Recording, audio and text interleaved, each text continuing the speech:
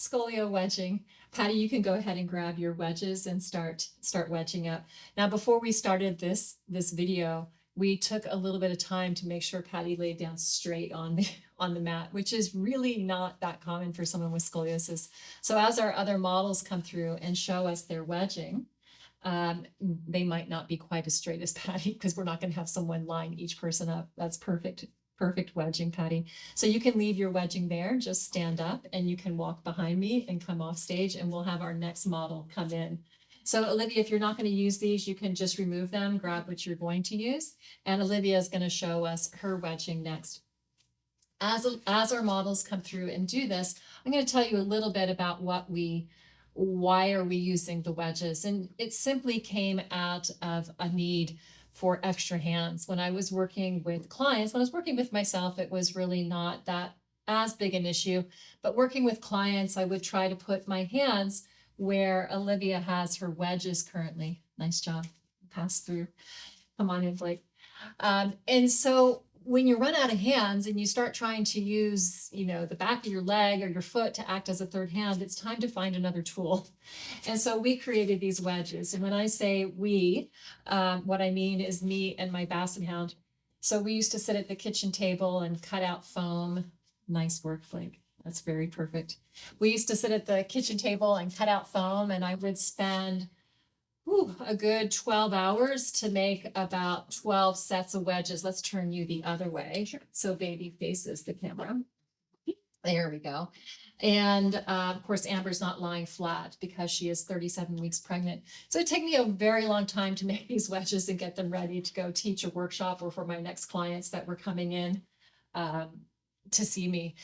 They are an essential part of being an extra pair of hands for us. They are also a way of passively allowing the curves to make a subtle change. And go ahead and squeeze those legs together for me, Amber, so we can see up and down the side of the body. Perfect. Pretty okay? Can we see that? All right. Amber, you go ahead and come on off of there.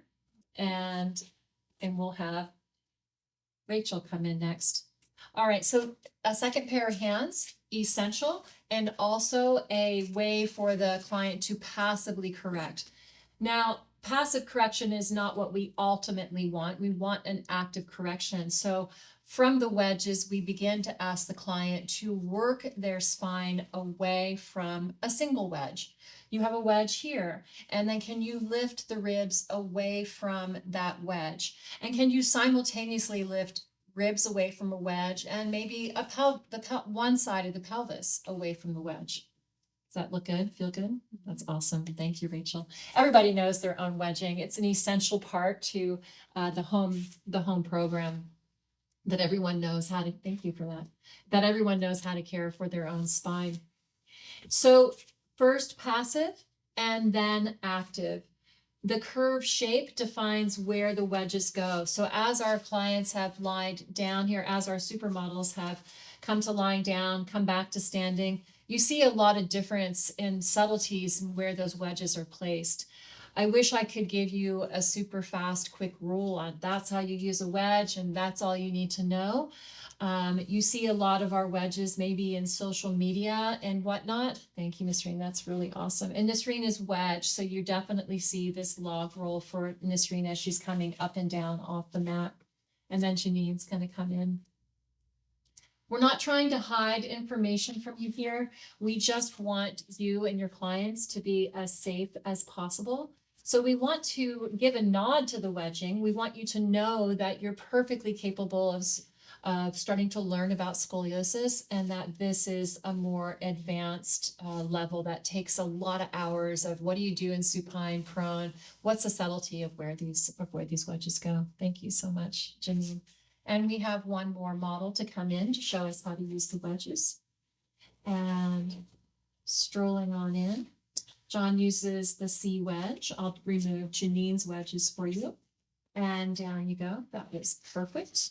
And John uses the C wedge underneath his low back and hip and actually travels with this wedge.